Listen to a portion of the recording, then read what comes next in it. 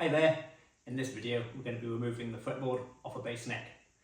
So whether you're working on a guitar or a bass, it's just the same process. So if you're planning on working on a guitar neck, you can still follow this video.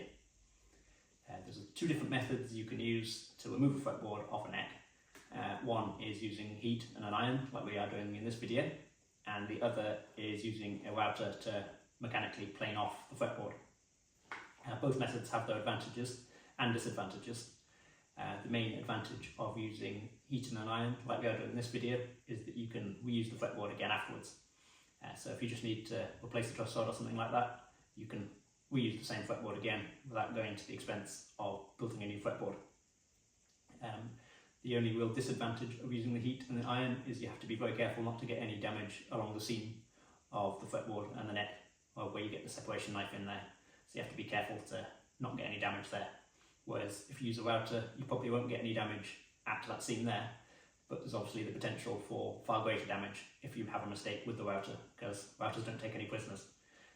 So I generally prefer the method using heat and an iron, which is what we're going to be doing now. So let's get started.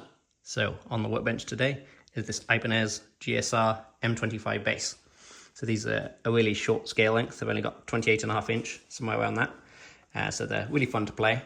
And the owner of this bass really gets on well with them. He's got a couple of them, but what he really wants is a fretless. So today we're going to be removing this fretboard, and then later on we're going to be replacing this with an Ebony fretboard. Obviously we could just pull out these frets and then fill the slots, and it'd be a fretless with the same fretboard on. But the problem with that is you're always going to see these lines, and what the owner wants on this bass is an unlined fretless, where there's no lines at all going across. And the only way of doing that really is replacing the fretboard. So we're going to use an Ebony fretboard for that. But the focus of this video is just going to be on removing the fretboard and getting that away cleanly.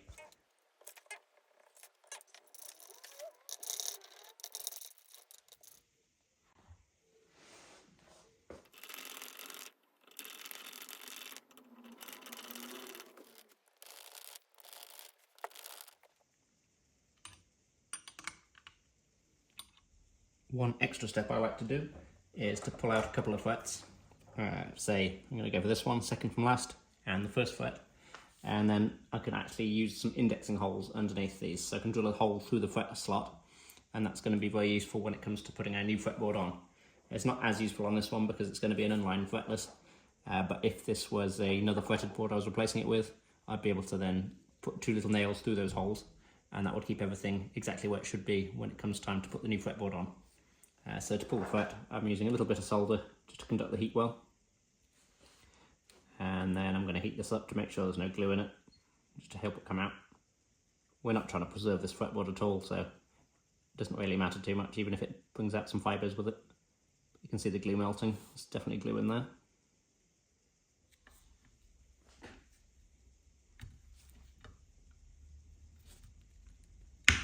There we go.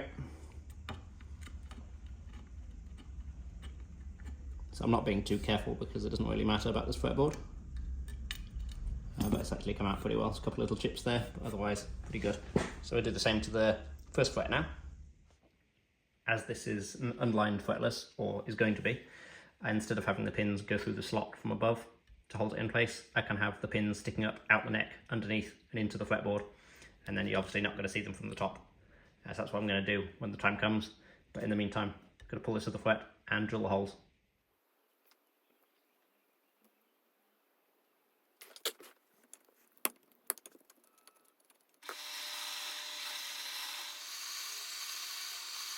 So when you're drilling the ones at the first fret, you obviously have to be careful that you don't drill too deep and end up coming out the back of the neck. Obviously that would be really excessive, you don't need to drill that much at all, but it's just something to watch out for. But at the heel end, you can go quite deep on these ones because you've got quite a big thickness of wood there. So that's this board now marked, so we can now go on to removing the fretboard, and we're going to be going in down here at the heel. So I'm just going to be using an ordinary clips iron, and I'm just going to rest this on top of the fretboard like this, and it's going to take a little while for that to heat up and do its job of softening the glue. So the key thing is you've got to be as patient as possible, and you've just got to not rush it, because if you do, you can end up damaging the neck, and especially the finish around the seams. So you've got to really take your time and only get the knife in when the glue is really nice and soft. For the knife I'm going to be using, it's going to be one of these. And this has actually been sharpened on the edge here, so it's actually got a bit of an edge on there, a bit like a knife edge. So that's going to help kind of get in there. But you have to be careful not to get impatient and just force it, because you could actually end up taking out bits of the maple underneath then, and that can cause big problems when it comes to putting the neck back together. So I've just swapped out my mat underneath for a towel instead, because I didn't want to ruin my nice repair mat, and the towel doesn't matter as much. I'm not actually using any steam in the iron. Some people will use steam for this, but I just like to just use the heat, because the steam can cause problems with swelling wood. So this is obviously going to get quite hot now. You can see the wood's kind of sweating a bit. You might be able to see that. That's all to be expected and normal. You probably will encounter some shrinkage as well as the fretboard shrinks a bit. But obviously this doesn't matter for us on this occasion because we're replacing the fretboard. If we weren't replacing the fretboard, the chances are the board would re-swell back out again. So it's not a massive concern. The biggest concern is just keeping the finish nice around the edges.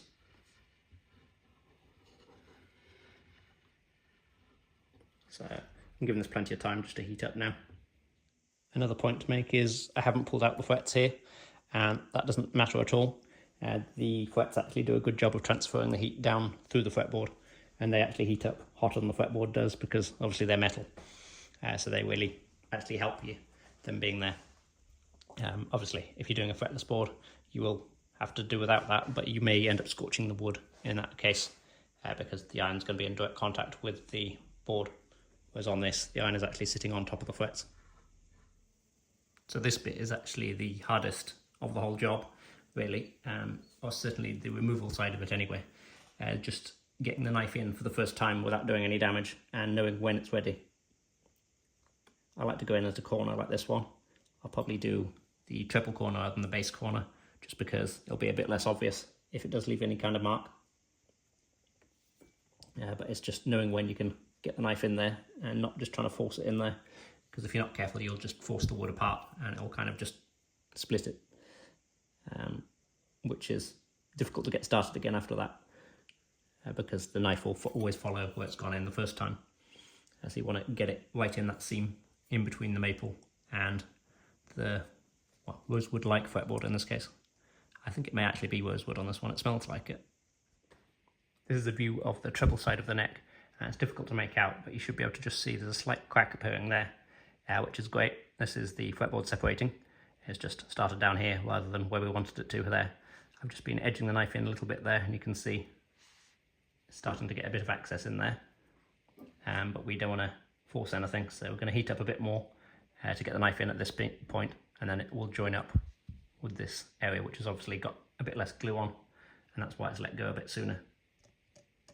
But so far it's going well. You can also see here the shrinkage I was mentioning earlier. You can see the maple is actually a little bit proud of the rosewood here now. So again, it doesn't matter for us, but you can see that's what the heat does, and it's something to keep in mind if you're ever doing a job like this where you're going to be reusing the fretboard, which is perfectly possible too. I've done that dozens of times as well. But you can see it's starting to open up now. So we're nearly there. I've got the hardest bit done, which is the starting of it. So you can see I've got my knife in there now. It's just a case of inching it forward and making sure you're never working a dry area of fretboard, a cold area of fretboard I should say. So you never want to get to a point where, like up here, you're just trying to force the knife in beyond where the iron is already heated up, because that will cause problems then. But all this area down here has all been heated up, so we should be able to get these first or last few frets off.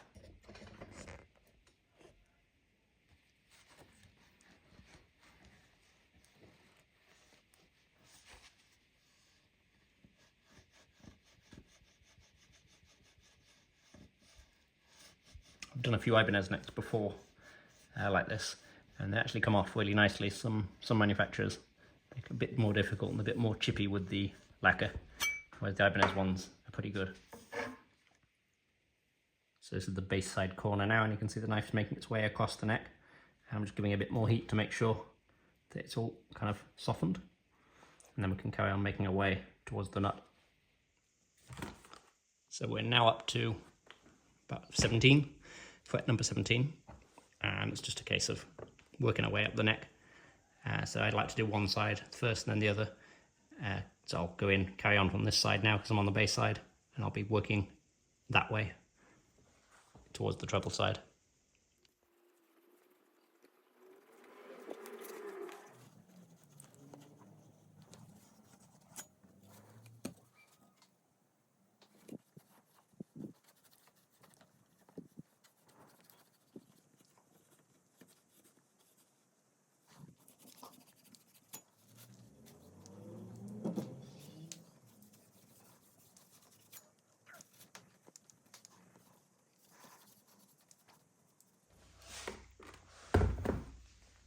It's nearly there now. We're right up to, see how far we can get the knife now, but we're pretty much at fret 3, I think. Yeah, you can see it moving on up there.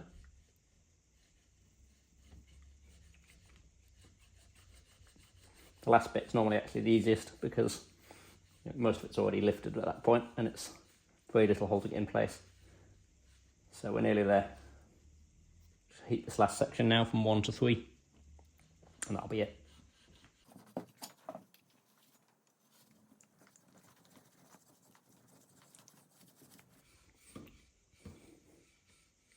We're pretty much there now. It's just, you can see it's gone to about there so far. So I think I can push that a little bit further and get this to come away.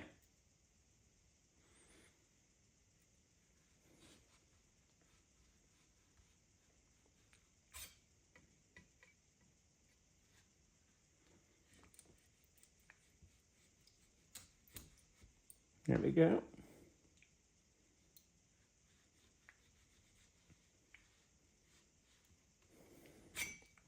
So that's detached all the way up to here now. So now we're gonna just go join it up on the other side and it will be done.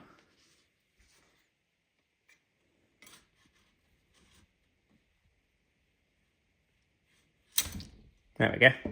Nice and satisfying. So something worth watching out for at this point is make sure you don't handle it too roughly around the edges here, or basically don't touch the edges, because this will have a very fine bit of finish on there, which is easy to knock off just with your hand. You could actually roll it off the edge if you're not careful. So try and avoid touching the edges, otherwise you'll end up with chips after trying so hard to avoid them when actually using, potentially damaging tools, that you end up get some like that. But I'm very happy with how this has gone. There's no damage at all. So we're ready to move on with this project now. Something else I'll just mention is this neck does have a scarf joint. You can see it there, and that hasn't suffered at all. There's no real heat coming down this far of the neck. It's the same if you're working on a laminate neck with different laminates in there. The heat really doesn't penetrate that far, and you're not attacking it with the knife either, so you don't have to worry about that really.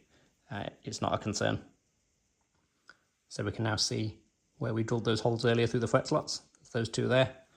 And then up this end, we just missed the truss rod access there. There's one there and one there. So that's good. It's going to be useful when it comes time to put the new fretboard on.